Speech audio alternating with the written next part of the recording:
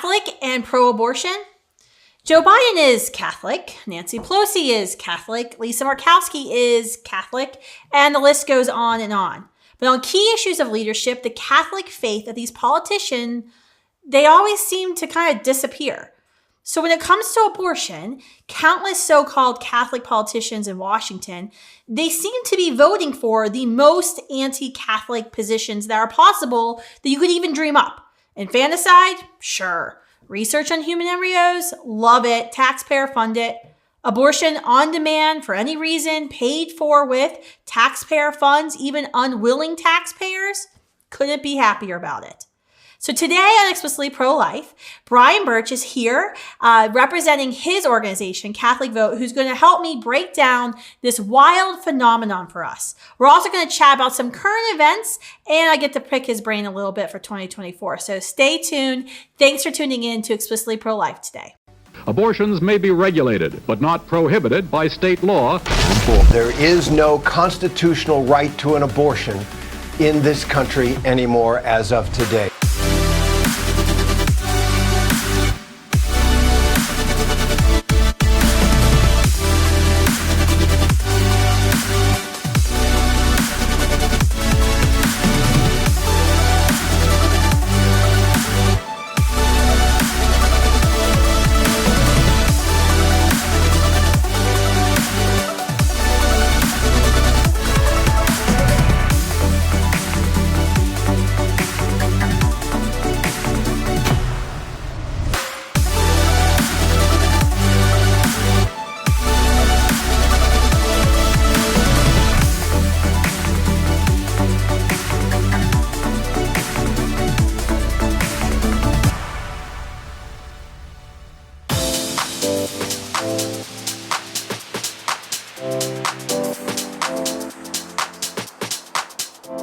So my guest today at Explicitly Pro-Life is Brian Burch, president and co-founder of CatholicVote.org, a national faith-based advocacy organization headquartered in Madison, Wisconsin. Catholic Vote was founded to organize, inspire, and mobilize the Catholic vote through education, legislative advocacy, and direct political action. Brian is also the co-author of the American Catholic Almanac, a daily reader of notable saints, sinners, heroes, and rogues that have shaped American public life. CatholicVote.org has received national attention for its online viral videos, including multiple ads that have logged over 2 million online views each. Their online campaigns have garnered grassroots interest among people of all faith, helping to grow the organization to over 500,000 members in the last 4 years. It's a lay organization inspired by St. John Paul II's call for a new evangelization, and it does such amazing work throughout the country. Brian is a dad and a wife. He's a dad of 9 and lives outside of Chicago, the suburbs, with his wife, Sarah, and 9 children. Thanks, Brian, for coming on today. Thanks. Glad to be here. Very honored. Well, it's going to be a lot of fun. I'm going to have to keep ourselves in check because I think we could talk forever about this topic of Catholic and pro-abortion political leaders. It's so infuriating. I personally find it very infuriating as a Catholic convert who, still has a lot of people she wants to bring home to the Catholic Church to have, the second Catholic president that America's ever had get up and just basically, speak heresy when it comes to abortion. It's just absolutely outrageous. And there's so much news out there I think we can dig into.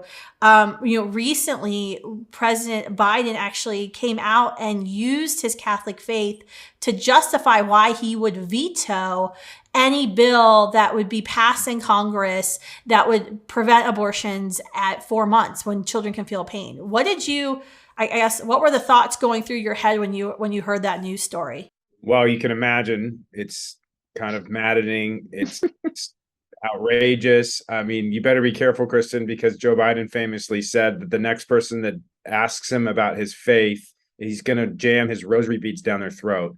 So you might want to add some extra locks on your door to the studio there. But no, I mean, it's for anyone that's listening that's Catholic, and even if you're not Catholic, it's absolutely scandalous. It's hypocritical. You can call it truth in advertising.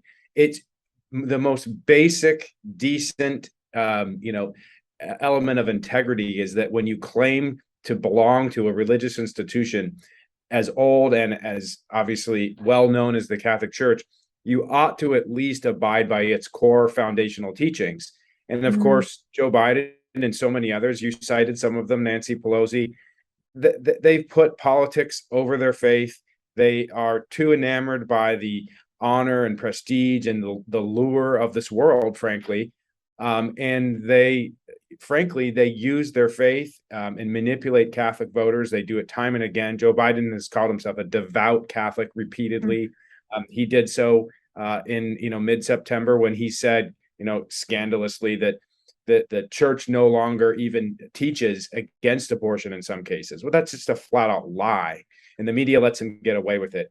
And Catholics are angry. They're frustrated. They want to see better leadership from their church, and they want to see things from lay people, from lay groups like yours and mine, that they want to see action. They want to do something about this so that we can end this confusion and this scandal that is plaguing our church right now.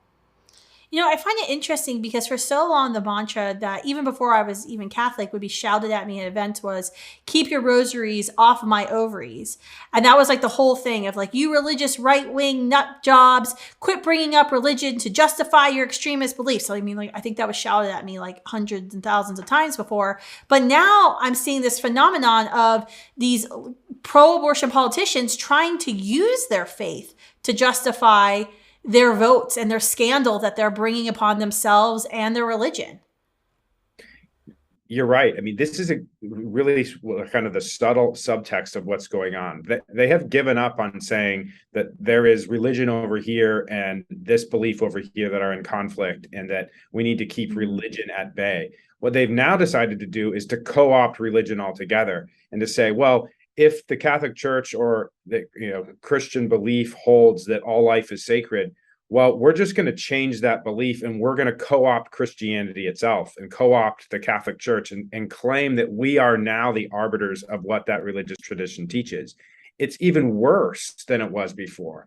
And this is part of the problem, is that unfortunately a lot of voters and a lot of even Catholics misunderstand what the church teaches, or they've actually adopted the lie that somehow these sorts of assaults on the innocent children in mothers' wombs is now a belief that Catholics can hold, and that there's all sorts of ways they try to justify this, kind of dilute the issue among other issues and say somehow pollution and climate change is the same thing, or that we need to address the problems that lead women to abortion. We don't need to outlaw abortion itself. We hear all of these kind of distractions, and this is in some ways why my organization was started. It's not just a political question. It's really a question about the integrity of Catholic teaching itself. And it's both a political question and in many ways an ecclesial question that's at stake in this November election. Yeah, I mean, I guess my question is, how did we get to this point? I mean, obviously we know the left likes to redefine terms. I mean, all the diagnoses are there that our economy is in recession, and the Biden administration just says, nope, it's not recession. We've redefined the terms. We've redefined the terms of what is a woman and what is a mother. And so the left loves to just do this time and time again. But I'm just thinking back to like last summer when there was the whole meeting that the bishops were having about canon law and about Holy Communion and about these leaders who espouse to be Catholic, faithful Catholics, who present themselves for the Eucharist, for the actual body and blood of Jesus Christ when they are in Mass, and yet are sinning and committing a sin in espousing their support and voting for abortion. I know there was a whole discussion. There was a big media hubbub. We did some events, but nothing really came of it. Do you think this is a problem within the Catholic Church of not speaking out loud enough to make sure we're informing these political leaders of the grave consequences on their own salvation for what they're doing? Well, unquestionably, the church does not teach. It certainly teaches authoritatively, but it doesn't preach it enough, and doesn't preach it, as you described, maybe loudly or clearly enough or enough to begin with. you asked the question, where did this come from? It didn't just happen, last June at this bishops meeting where they, tried to address the challenge of pro-abortion politicians and the need to, as they described it, Eucharistic coherence.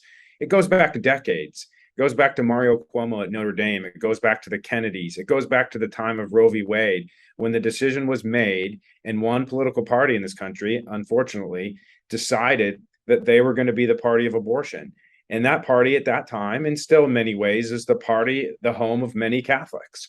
And so they had to try to figure out a way to reconcile this movement for radical feminism, which became defined by the right to kill one's child, how they can reconcile that inside the Democratic Party. And you've had, this is decades in the making. And so what we're seeing now with President Biden, he's really a product of that time. He's a product of that generation that, in many ways, you go back, Joe Biden used to at least publicly espouse a largely pro-life position, and he's moved gradually to the left up to the point where, if you recall, when he ran for president, he tried to say that he was still opposed to taxpayer funding of abortion and defended the Hyde Amendment. And that lasted about 24 hours until he realized, wait a minute, I'm running for the nomination inside the Democratic Party that permits zero restrictions on abortion. And so he quickly caved, and now he's moved even harder to the left, where he essentially supports no restrictions whatsoever. And if you want to survive inside the party, unfortunately, that's the position you have to take, even if you are a Catholic. Ask Dan Lipinski, a Catholic from Chicago, one of the last real pro-life Democrats. His position was intolerable, and his own party got together and pushed him out. Yeah, I mean, I think you can really make the argument, especially with Dan Lipinski, who, was one of the three, I think, Democratic House Representatives members who voted against Obamacare, who was punished for that, stripped of committee assignments. They ran, to the left of him in the primaries, his own party. He fended them off a couple of times. The final time he lost.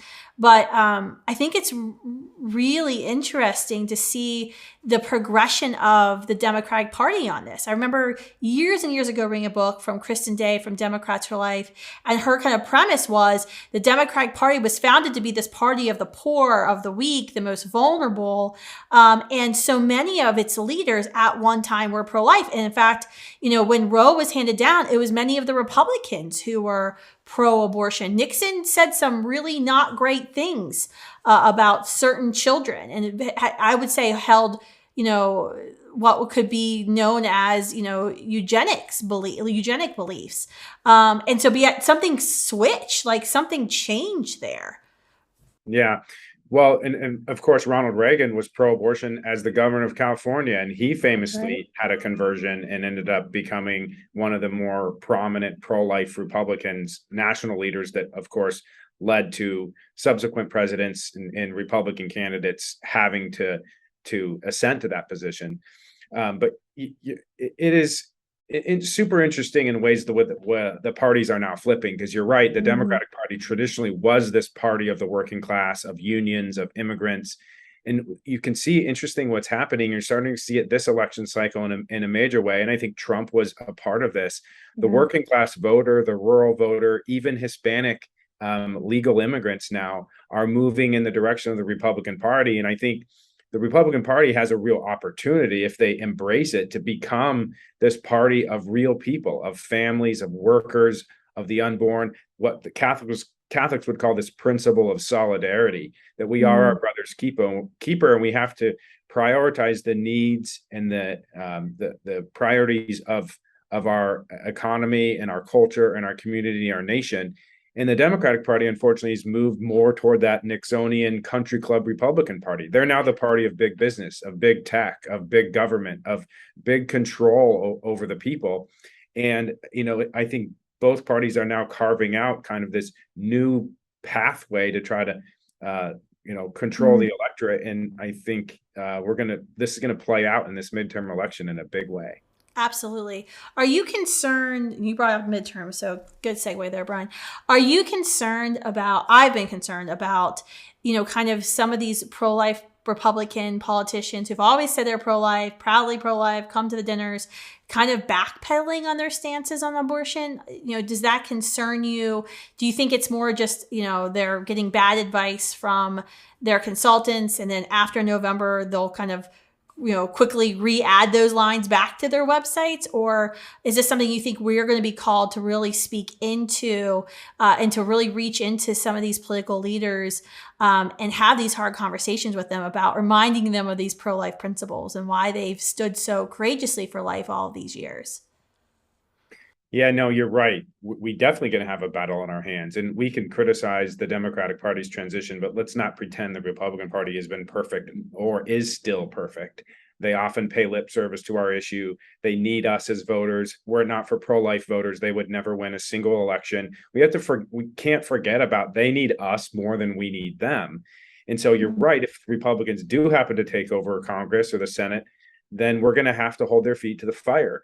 This wasn't just an election gimmick that we used to run when we had Roe v. Wade in order to turn out votes. We're actually really serious about protecting life and protecting life in law. Imagine that. And so you're right. I think part of the debate's going to come over this question of, is there still a federal role when it comes to abortion? And when we got rid of Roe v. Wade with the Dobbs decision, a lot of people, and I think a lot of, unfortunately, Republican leaders are hiding behind this now talking point that it's now best resolved at the states. Yeah, that's what Dobbs did. It gave the right of states to regulate abortion, but that didn't say, Dobbs never said, there's nothing in the Dobbs decision that said there is no federal role constitutionally when it comes to abortion. It didn't address that question at all. So nothing changed as far as the federal government with Dobbs. It just allowed states to do things that they were prevented from doing before. And so, yeah, there's going to be a debate. Is there a federal role? Yes. If there is a federal role, what kinds of legislation can we get passed? What types of bills should we introduce? And these debates are occurring in the pro-life movement. And we say that, as much as possible, we need to keep the pressure on and to think strategically about how to move the party in that direction. We are not going to rest. This is not 12-week, 15-week heartbeat. It doesn't matter. We know the goal. You've been so good on saying this goal is achievable, and we are going to achieve it in this generation. Yeah, no, I think you're right. I think we're going to have to hold our friends' feet to the fire. And I think what you said, there's going to be a lot of hallelujahs to what you're saying about, the Republicans. Sometimes we know of Republicans who are just doing lip service to get votes.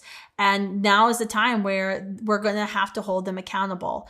And so this isn't just a Democrat problem. This is also a Republican problem. And I know the majority of our independent listeners will be very happy to hear us affirm that, because I think sometimes folks, especially younger people in the pro-life movement, get kind of frustrated because they feel like we try to make pro-life synonymous with Republican. And that's not what we're about. We're about saving human lives, making abortion unthinkable and unavailable, and working with those in power the best and the most strategic way that we can to get us to that point.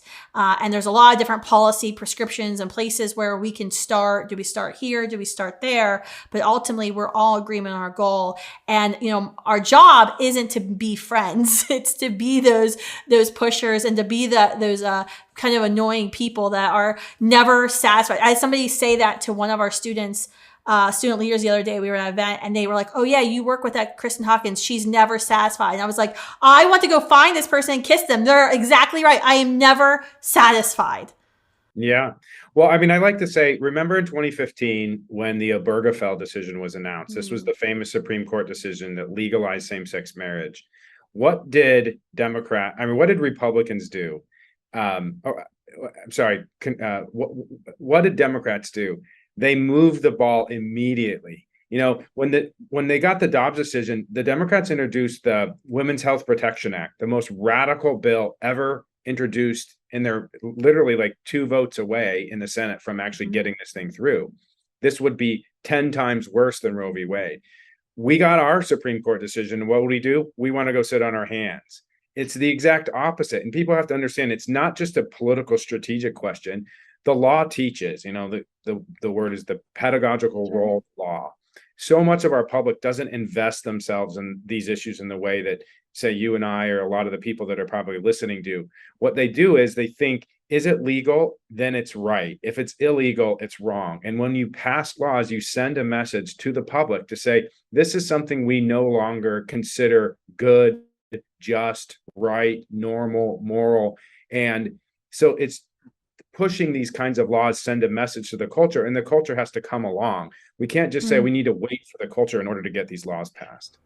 That's exactly right. I think that's such sage advice for all of us as we're having these policy discussions and really trying to figure out where do we go in our state or where we go federally, where do we start? I guess going back to the bad news about Catholics in the public square, what are the good things? What are some, who are some amazing Catholic political leaders that I know Catholic Vote does a really good job of like highlighting winners and losers. I love it. But who are some of the winners that we should be really looking to who are Catholic, pro-life, politically engaged?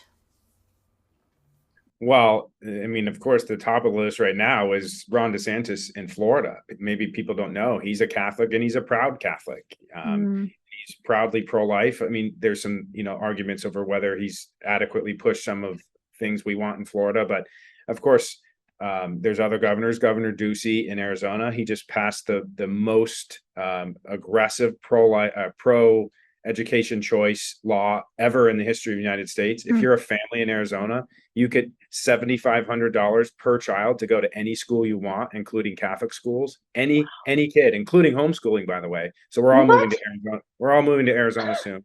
Happens to be my home state, so I'm a little biased, but yeah. Then, of course, at a federal level, I mean, there's many different Catholic leaders, from Chris Smith to Steve Scalise.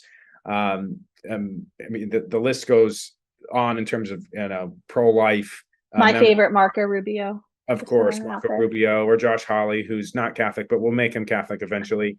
But yeah, it's hard for me to kind of celebrate all the kind of the public Catholics, because there's so many pro-abortion Catholics still in Congress. A third of Catholics in the House of Representatives. A third of the House of Representatives is Catholic, and over half of them are pro-abortion. It's just shameful. Every single Democrat Catholic is pro-abortion. But Joe Manchin in the Senate, he's a Catholic. Depending on the day, he's a hero. Some days he's a zero, as we call it. But so there's examples of this. I think the also thing you have to look at is who are some of the prominent Catholics in public life apart from elected office.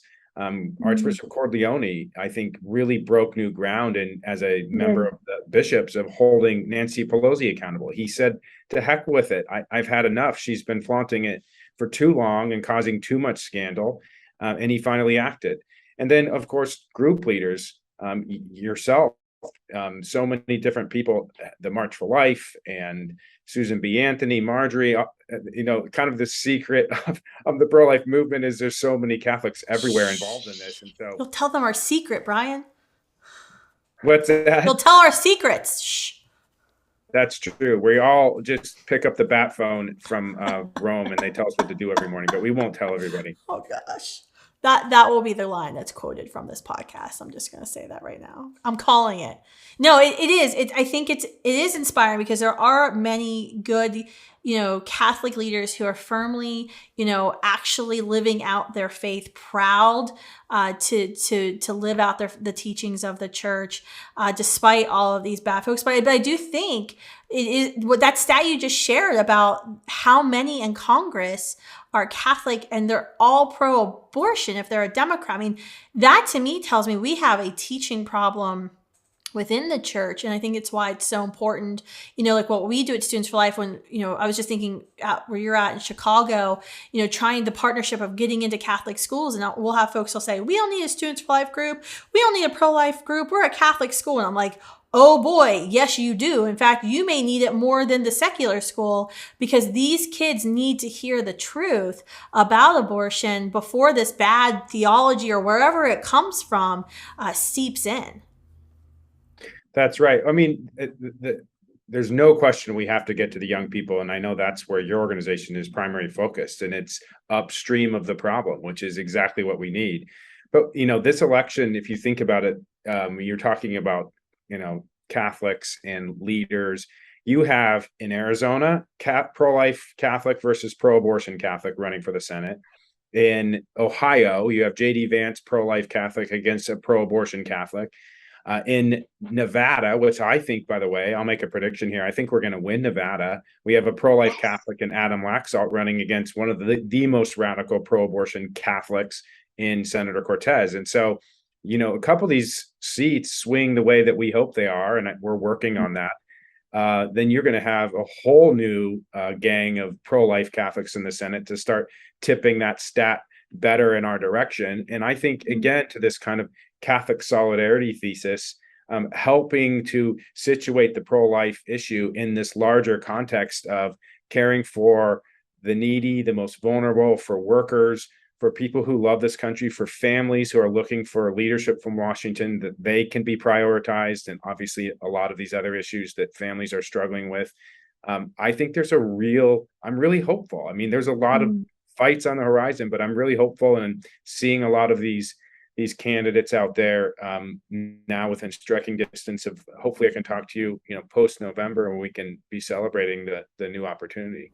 Yeah. I mean, just to think too of these mashups that you were talking about in these critical Senate swing states, the politics of that, of seeing a pro-life Catholic advance and win and go to be seated in the Senate versus a pro-abortion Catholic, will actually shape and inform how other Americans view the Catholic Church and to understand the teachings of the church. Because I think it's so damaging when we have these self-proclaimed faithful Catholics getting up on a national stage, Nancy Pelosi time and time again talking about how she's a mother, birthed all these children, but there's no Catholic teaching that says, killing a baby in the womb is wrong. I mean, this is so harmful for our other objective of bringing people home to Rome. Okay, so you mentioned 2024, so a little bit, we talked about DeSantis. What are your kind of predictions as we move on from the midterms? We take a quick deep breath and we go right into 2024. What are your predictions for what you think it's going to shape up to be? Well, my first prediction is we probably won't be given a deep breath. It'll probably start way too soon, and we're going to have to, unfortunately, it used to be in politics, you'd have these deep breath moments. You'd have kind of, okay, we're done with the midterm. Now we can relax and regroup. And now it's just all politics all the time. And so, yeah, I think shortly after the midterms, I think Donald Trump is going to announce for president. I think Ron DeSantis is going to announce for president. I think Ted Cruz, Nikki Haley, Mike Pompeo, Mike Pence. There's probably a few others out there that are going to likely jump in. And you're going to have a pretty feisty primary, especially at the top. I think Donald Trump right now clearly has the advantage. He has a very loyal base, 30% plus. And Ron DeSantis is obviously on his heels, and he's going to have to make the case that his record in Florida and his commitment to the things that Trump voters care about is more sincere, and probably the case that he's better positioned to defeat Biden. I think that's probably the best argument he's going to have, because in many ways he's Trump-like in terms of his taking on big corporations and the transgender movement and a lot of the issues that he's been heralded on. And I think the pro-life movement needs to be careful a little bit, though, because we're going to be lured into kind of picking a winner picking a horse real early. And my position is, we should play hard to get. We should be, attractive, kid that everyone wants to date. Again, like I said earlier, they need us more than we need them. And we should be demanding, which is what, frankly, we did with Donald Trump in 2016. That's when a lot of us, including me, had doubts. We said, okay, prove to us that you're serious. We forced him to put forward the actual names of judges that he would put on the Supreme Court. And lo and behold, he followed through, which is exactly why we supported him in 2020.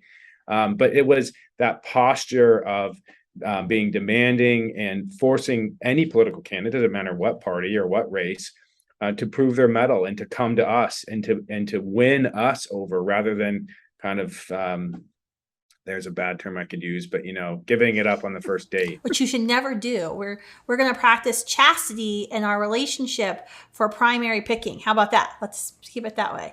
I think I like this I think metaphor, but it could get out of hand quickly. it could. It is explicitly pro-life. I'm allowed to delve a little bit into that, but I think that's really great advice because it was right. Like I wrote openly, why we can't support Donald Trump in the primaries, and then then I changed my position. I wrote an op-ed, and I said, when it came down to it, Hillary Clinton versus Donald Trump, the choice was crystal clear.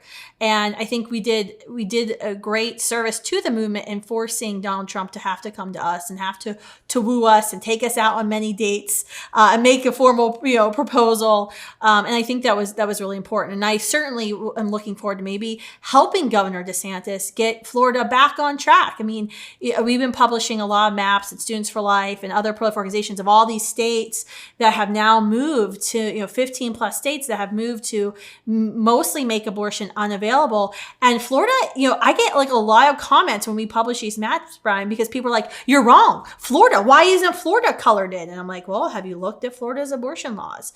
Florida has some of the worst abortion laws.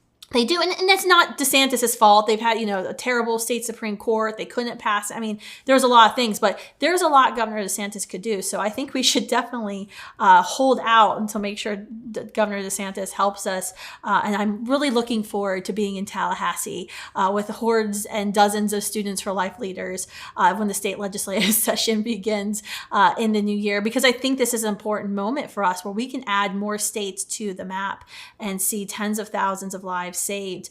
So thank you, Brian, for coming on today and sharing your thoughts about can you be Catholic and pro-abortion? The answer is not in good standing, Catholic.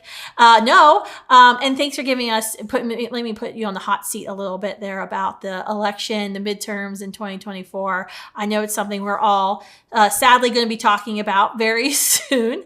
No deep breaths, I guess, for us. This is why I just stopped watching TV. So thank you. Thanks for so much. And thank you for all the excellent work that Catholic Vote does. I love getting the loop, getting the daily news from you all, seeing your Instagram videos and reels. You guys keep me up to speed a lot of times. Where can folks go? What's the best way for everyone to kind of stay in touch with what CatholicVote.org is doing? Well, thank you for having me. It's been a great conversation and certainly big fans of your work as well. We're so proud to be in the trenches with you and hope to see you together at the victory line. If people want to learn more about Catholic Vote, you can check us out at catholicvote.org and be sure to sign up for the Loop. Kristan Hawkins is a Loop reader, which is our morning free newsletter that summarizes all things Catholic, all things political, and all things spiritual, and all things good each morning. That's the Loop at catholicvote.org.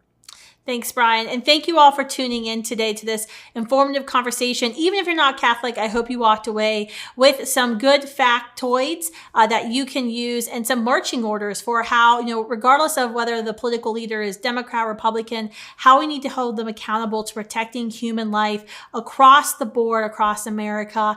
Thanks for tuning in. Make sure you share this episode.